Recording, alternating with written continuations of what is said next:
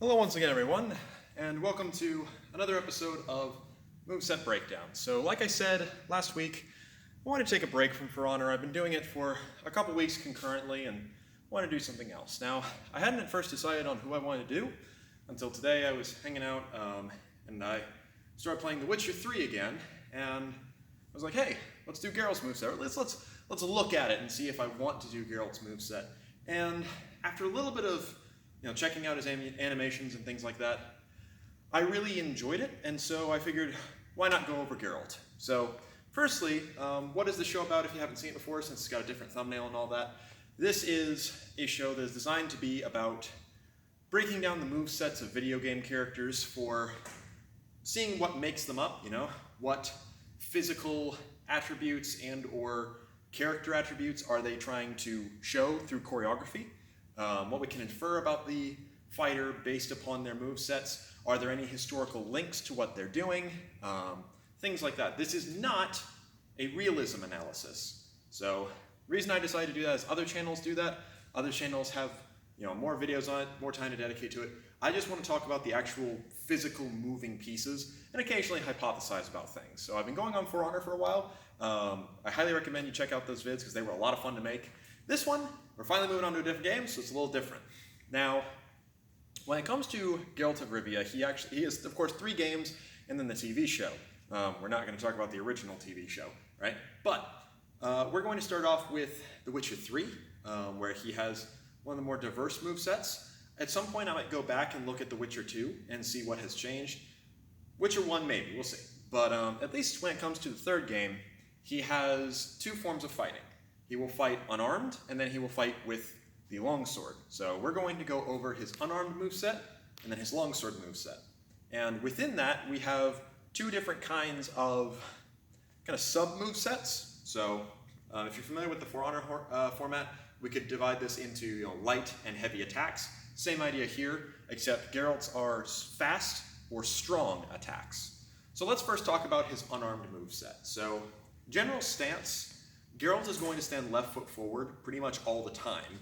He will, on occasion, allow his right foot to pass in front to fully switch, but he won't switch into a southpaw stance. He will always stand orthodox. Now, as far as his general position goes, he's got a relatively rolled in, slightly down to his right side sort of position here. He keeps his fists very tight together, giving him a pretty decent forward guard.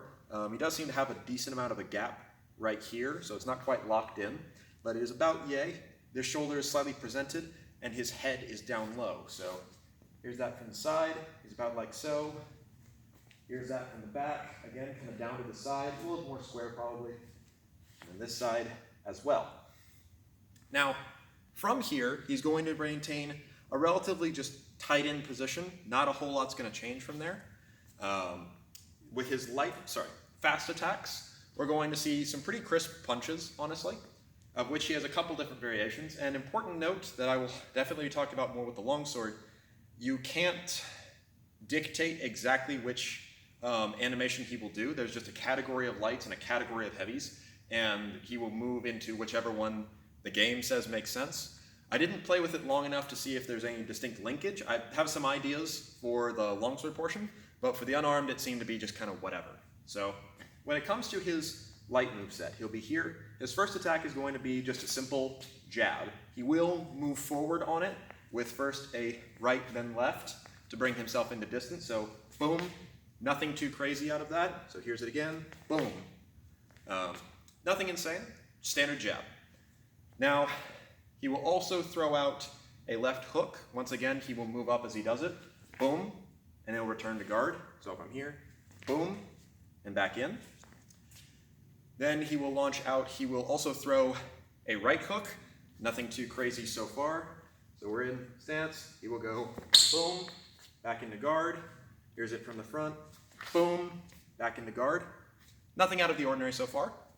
He will throw an uppercut, but only seems to do so with his right arm. He doesn't throw a lead uppercut at any point.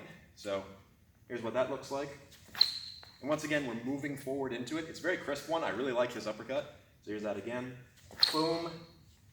Here's it from the front. Boom. Now, the more interesting one in my opinion, out of his light moveset, because for the most part, nothing crazy about those. Nothing out of the ordinary, makes total sense.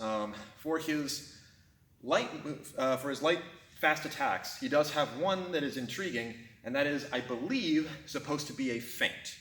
Now, I didn't have the ability to test it on an enemy, so he could be doing a 1-2, but I believe, looking at the animation, it is first a feinted jab or a pulled jab to cause reaction, followed by a cross from his backhand. So what that looks like is Geralt to be here.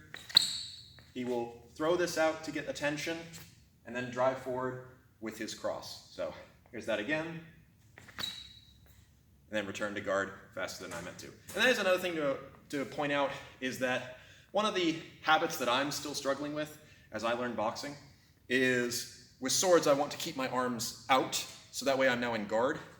With boxing I want to retract them back into position, and that's still a foreign concept for me, so I will occasionally, especially on my right arm, leave it out when I should be bringing it back, which is quite obnoxious. Geralt does not do that, however. He will bring it right back immediately into guard, so good habit there. Here's the feint from the front. Here's it again. Nothing crazy so far. So those are his light attacks, and overall, pretty standard. You've got a hook, you got a cross, you got an uppercut, you got a jab. 4 basic punches, and while he isn't comboing them together, when you are attacking someone, of course, you will start chaining them together.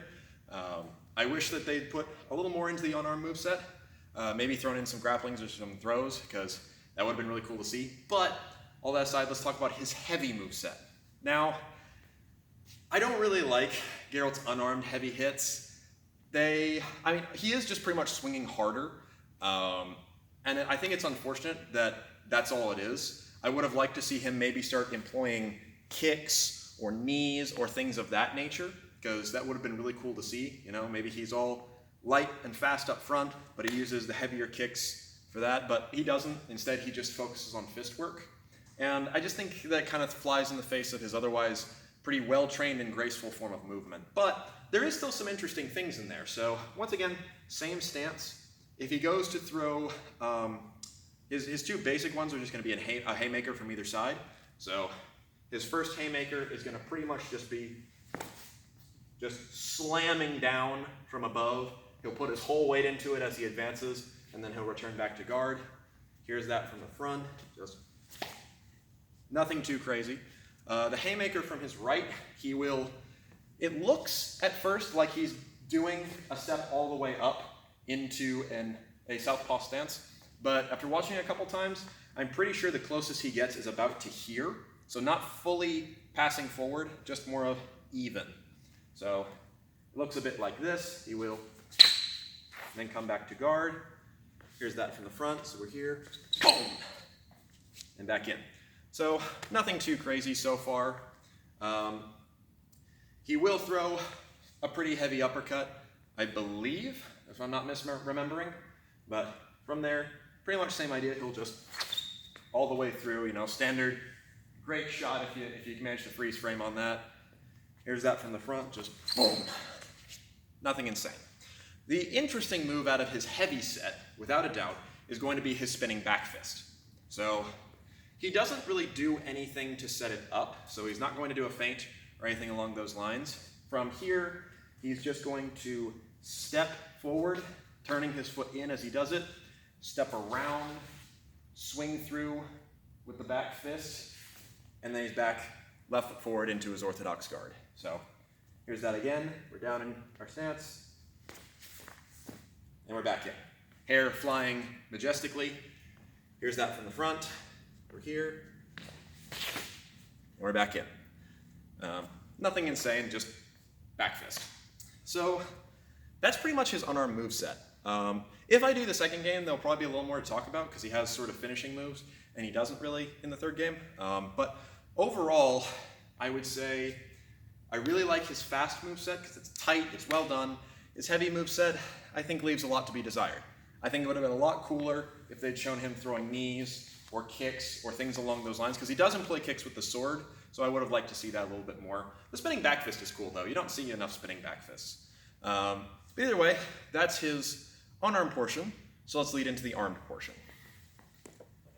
So, his moveset with the silver sword or the steel sword is exactly the same. But once again, we have that division between fast attacks and strong attacks.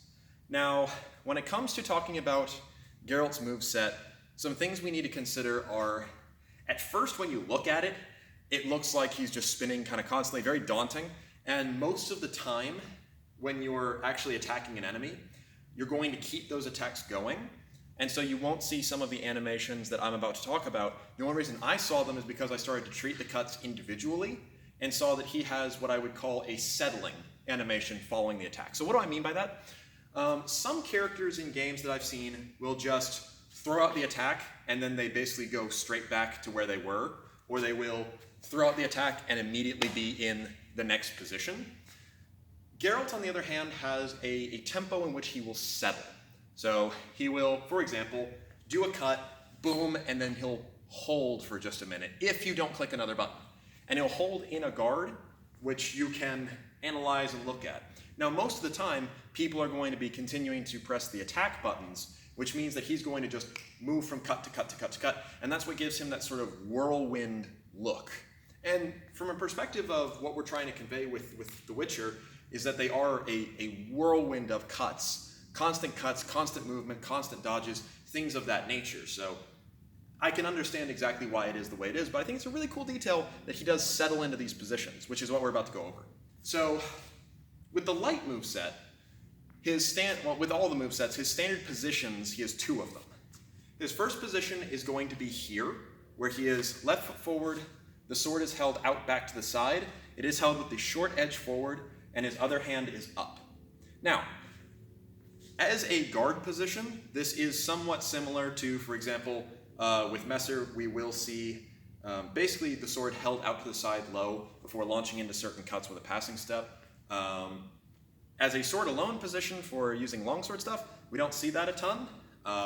It's not a particularly great position to stand in because you leave yourself pretty open, but I will counter with something, and that is that Geralt casts his magic signs with his left hand. And furthermore, he does have to extend his hand to the front in order to make his spells work. So they are direction-based. Just the same as I would aim and fire, he has to do the same. So by him standing this way, you could almost say that this is emphasizing his ability to cast signs. And as it's also his standard stance when you're probably going to be casting your various signs, I think it makes sense with him. So as an overall position, I think it's pretty cool. Now his other stance, which you can naturally move into, he won't be stuck in one. As you move around or as you dodge, he will move into other stances. So his other stance is the one I just showed there. Your right foot is forward, now the sword is held across your lead leg, and your left hand is held relatively low. Now this position is much more similar to something that we do see in historic example. So Fiore de Liberes plays with the sword with the one hand, where he is using a long sword in one hand. His beginning position is here. He is withdrawn of body, he has his sword back and low, so that way he can either defend himself while stepping out to the side, or he can offensively bind on the outside to then grapple. So this position makes total sense. He's holding the sword across him, which means that he can launch into backhanded actions. His other hand is here, which is always good in case you're ready to grapple or do something along those lines. And he can, of course, still cast signs. So this position, I think, is honestly the cooler of the two because it makes sense.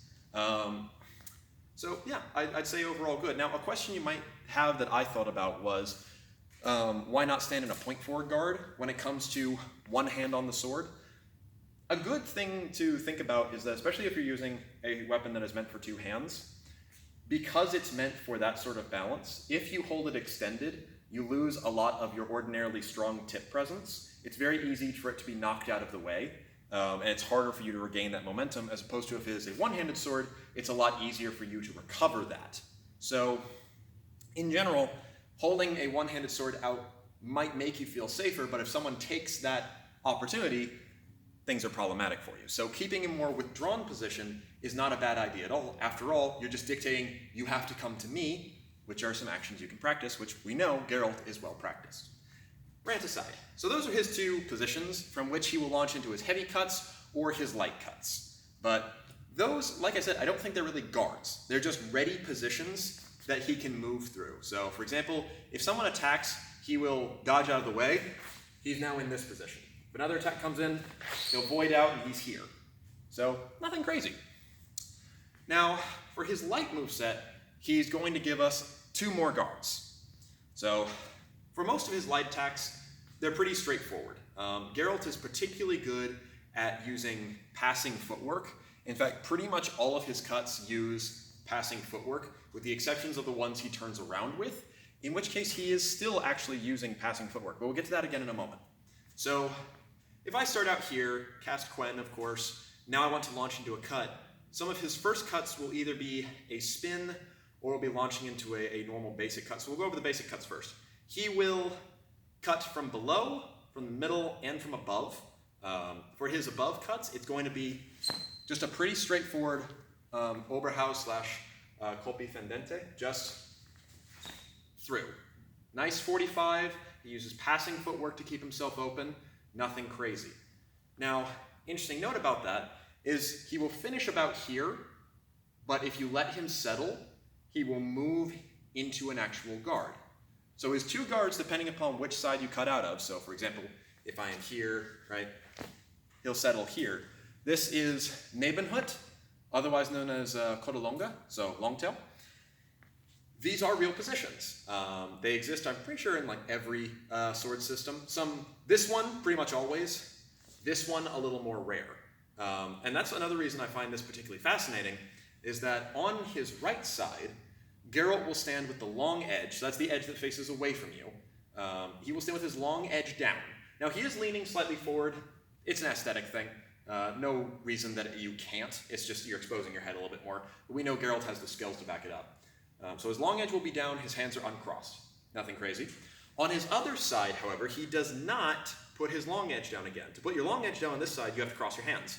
Instead, he relaxes his grip with his back hand and has the short edge facing down. Now that's particularly interesting because it changes the properties of what cut you can do. So, for example, if I have my long edge down on this side and I cut, I'm going to end up with my hands crossed in this position with a normal passing step. If I have my short edge presented, I'm now throwing a very different cut that acts in a very different way. So we'll go over that again in a moment here. But those are his 2 main positions that he will settle back into. So I start out here, light, he'll be here. If I were to do another light where he passes forward, it would be, and then just right back into this position. So far, nothing crazy. But, of course, the weird bit would be that he uses spins. So, let's go over all of his basic cuts first, then we'll talk about the spins. So, if you allow him to settle, he will begin his position from here, which is what I'm going to do for showcasing these. So, standard passing forward with a cut from above, nothing insane, passing step, nothing crazy. Standard cut forward, standard cut from above while stepping forward, and he settles back here, nothing crazy. Cut from middle, nothing crazy. Cut from middle, which I'm pretty sure he doesn't do that one. I'm pretty sure he only throws the middle cuts with a light from his right side. I'm pretty sure with the heaviest from his left side. But anyway, cut from below, from the right, he will step up with a pretty good just Unterhalt, right? He will, just from here, just boom, and then he'll settle back down. It's pretty cool to see. You don't see a lot of crisp Unterhalt, so I always love seeing them. From this side, however, that's where things get interesting. So like I said, he doesn't have his hands crossed, which means that he's actually cutting with the short edge. And he does this cut very, very quickly, so it took me more than a few tries to tell exactly what he was doing and make sure he wasn't turning his hands as he cut. But no, in fact, he will cut up and out with both a flick of the pommel, so I'm pushing on the pommel right now to get a little bit more tick acceleration. At the same time, he will pass forward. Now that action is particularly good for knocking swords aside. It's a cut called the Wechselhau, the changing strike. It is also similar to actions from Dente de Chingaro, the boar's tooth. So it's awesome to see. It'll knock swords aside. It also throws an attack at a very unpredictable angle. It's decently difficult to parry. So that's cool to see, and I like the asymmetry. It's cool to see asymmetry in a fighter. So, now we come to the spins. Now, his spins actually aren't that crazy with his light moveset. With his heavy moveset, things get a little bit more complicated, but with his light moveset, if we start off here, sometimes he will just pass forward. Sometimes, instead, to do a cut out of his left side, if I'm on my right-sided guard, he is going to step forward, step around. So we're here. I'm not particularly good at spinning. In case you haven't seen the show, I suck at spinning. Right? But step forward, step around, passing step. So what is he really doing? He's just taking a little bit of added time, and he will get slightly airborne as he does it. I will do one of those, but I will say when I was practicing this, I slightly tweaked my knee on one of these, so if you want to try them at home, be very careful. Practice the movement a lot without something in your hand, because otherwise, bad things happen. But here's that again. So we'll step forward, step around, bring it up onto our shoulder, and then through. Same thing on the other side. So I'm here with my short edge presented. You will step through. I will say that one feels a little bit more natural. In fact, just in general, the spinning cuts from left to right feel a little better for me. I don't know why, but just right there, and we're in position again. Now, could you do it? Yeah, you could. Would someone stick you as you do it? Maybe. We gotta also remember that Geralt and other Witchers are moving at ridiculously fast speeds. The books describe it a lot more. The games also show it. I mean, he is moving at a ridiculous tempo and keeping it up further, which is even harder. So, to a normal person who is not expecting that and is already fighting a Witcher, which is a mutant, and to see him spin that quickly and have a point in your face, yeah, I mean, I think he can do it. So, once again, let's do a little cutting combo, shall we? So, we start out here, we're going to cut, dodge, we move into this position, we're going to cut, we're down to here, cut again. Basic movement. He gets a lot more airborne than I do. Just because I don't want to risk it for doing that kind of thing. I will do one spin with a slight leap though. So we're here, he will all the way through. Now, could you achieve the exact same thing by just passing forward? Yeah, but aesthetics. Overall though, his spinning cuts are not that complicated. He will also occasionally spin from here and cut from that side. Nothing crazy, but overall, it's not footwork that's all that insane. Could you do something a little bit more practical? Yeah, probably. But what's he fighting most of the time? Monsters. He has to be mobile. He has to be constantly moving around. So I think it makes sense. Now we move on to his heavy moveset. But before we go there, I want to talk a little bit about his blocks, because that gives us two other guards. So we've already learned that he will stand in these two positions. He will also stand in these two guards. Now, when it comes to blocking, he will raise up into these two positions. Now, this is essentially going into Aux / Posta di Finestra, which is the window guard. Nothing really crazy here. Geralt holds his hands a lot lower than I would usually do for an Aux. So you do see Aux depicted this way. It's not quite low enough to be a Schlussel, though.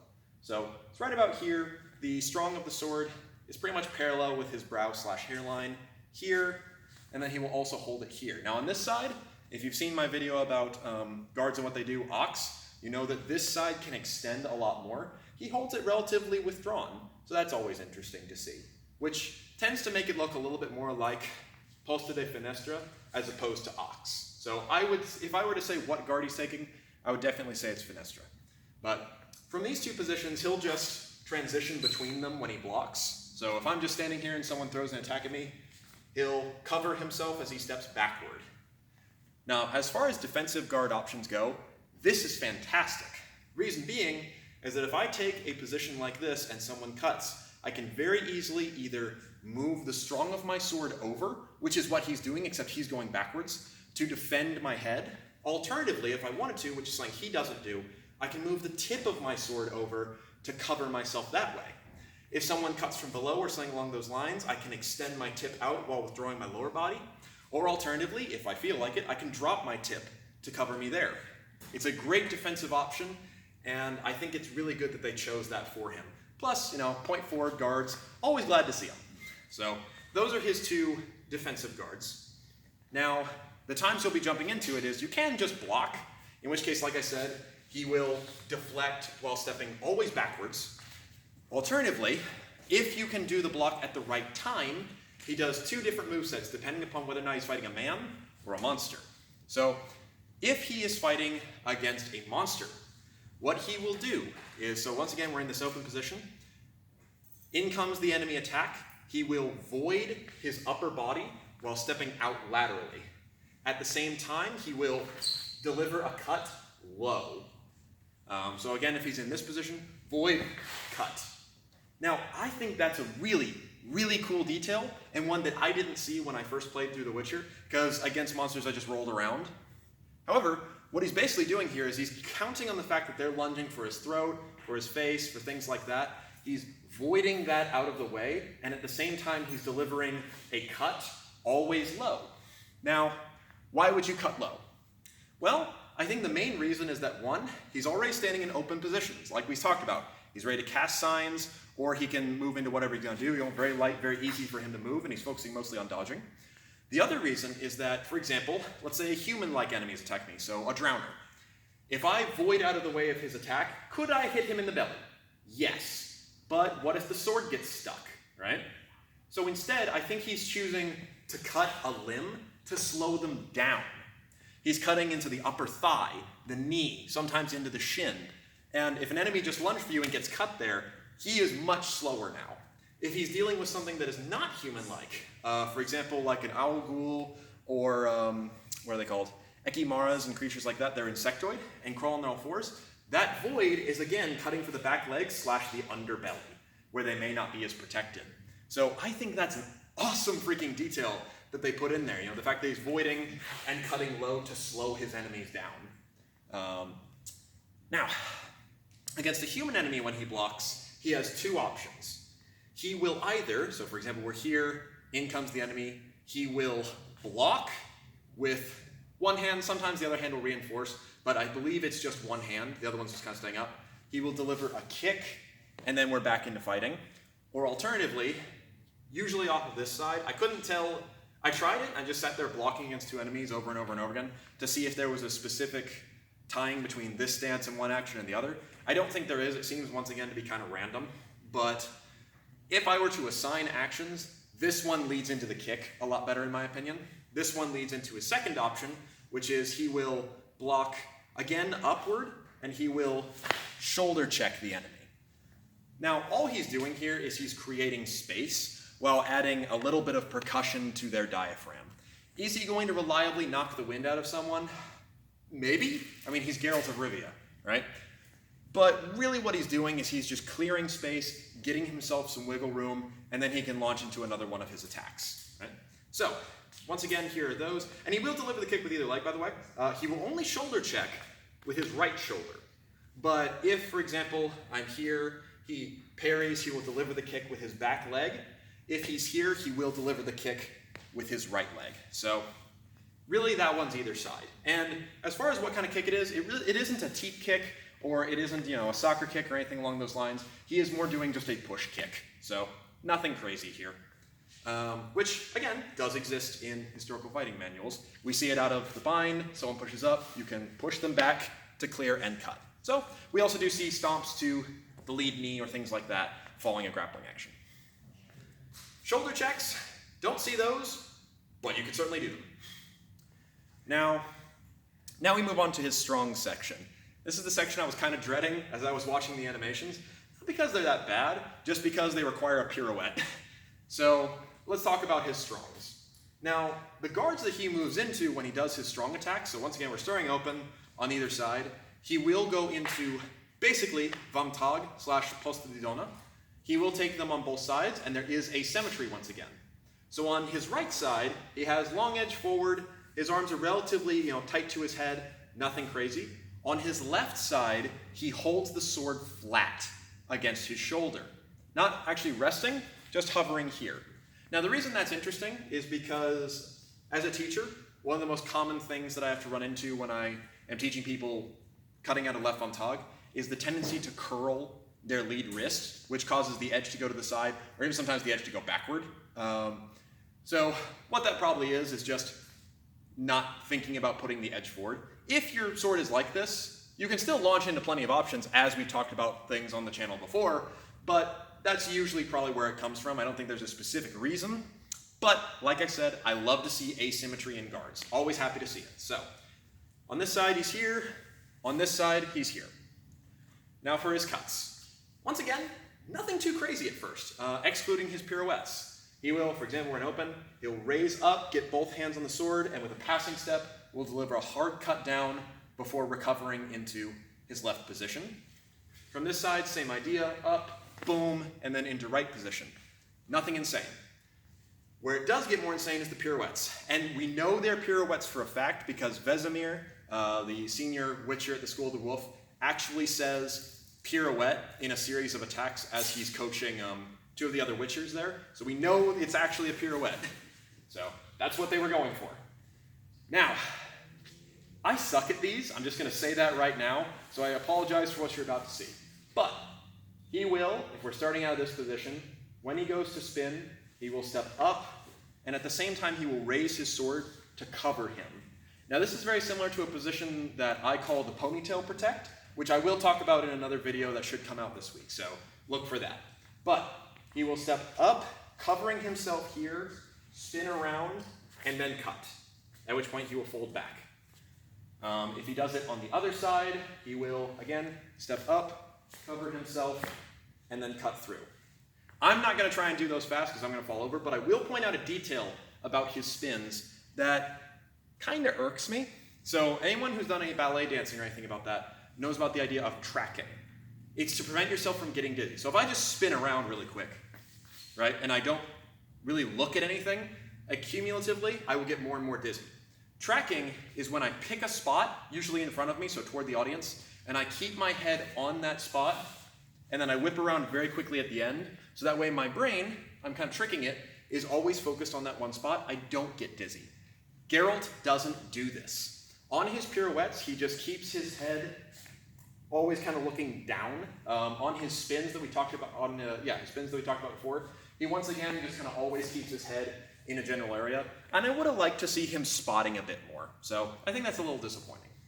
But either way, his pirouettes, like I said, he's here, he will cover, cut.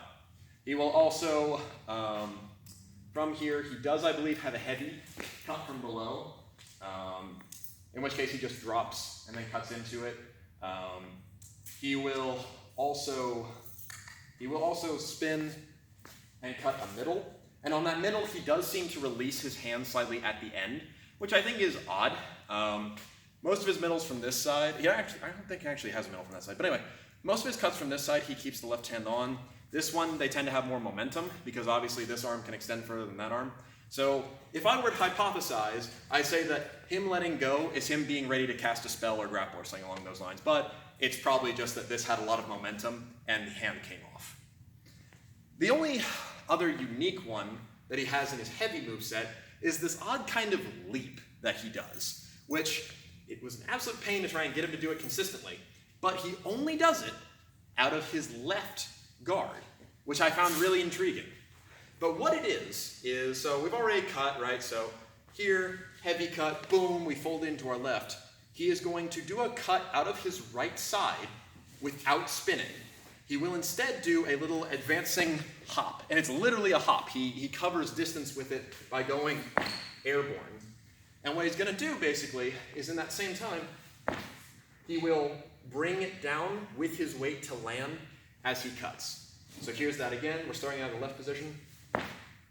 When we're here, here's it from the front. So we're here. Nothing crazy. Now, you can actually, of course, cut out of your other side when you're in guard. I've talked about this before. What I think would be a little bit better footwork would be, of course, to gather step and then cut. But, I mean, it's nothing out of the ordinary. Any normal person can do that today with a little bit of practice. It's just a way for him to cover distance, and considering that oftentimes when an enemy comes in, you'll hit them light first, then try to hit the heavy. Most of his heavies are covering great distance to try and catch up with the opponent as they're running away, so I think it makes sense. But overall, that's his heavy moveset. Nothing crazy. The only other detail I want to talk about is actually an odd one, and it's how Geralt rolls. So his dodges and his rolls are relatively straightforward. He'll just move out of the way the same way as anyone would if you swing at them. They'll dodge their body back, while at the same time he is more practiced, so he will settle his legs down into his position. And like I said before, he's moving between here and here, always. So nothing crazy. If he has moved into a guard, he will actually void to another guard, which is again cool to see. And it leads into really nice actions where he will, for example, I have cut, dodge, cut, right? So those are cool. I really like the aesthetic of that. But his rolls are the other ones you're going to be doing the most. There are a couple different ways to roll with a sword. And I have done them before. The first way to roll with a sword, and all he's doing is a dive roll with his right side. The first way to roll with a sword is to move it into the half sword position. You tuck it close to your body, and you roll across the floor. Nothing crazy here. The second way, the much more dicey way, is to keep your hand on the guard, and again, tuck it close to your body. The most secure way is to just go ahead and keep your hands separate and tuck it against you, which is what Geralt does. So, nothing crazy. I will go ahead and do one of those. So all he's doing is, from this position, he's going to tuck his head down, and just up, and we're back in. Nothing out of the ordinary. He puts a lot more dive into it. I'm not going to dive across the wooden floor, but that's pretty much all he does. So, altogether, that is both Geralt of Rivia's unarmed moveset and his armed moveset.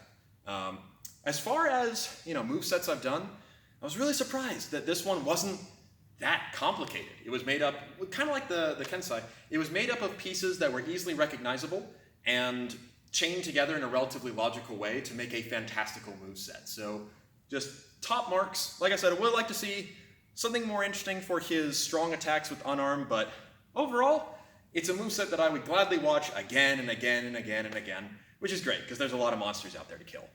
But otherwise, I may do the second game at some point, we'll see, and all that fun stuff. But thank you very much for watching, and we'll go over some other movesets another time.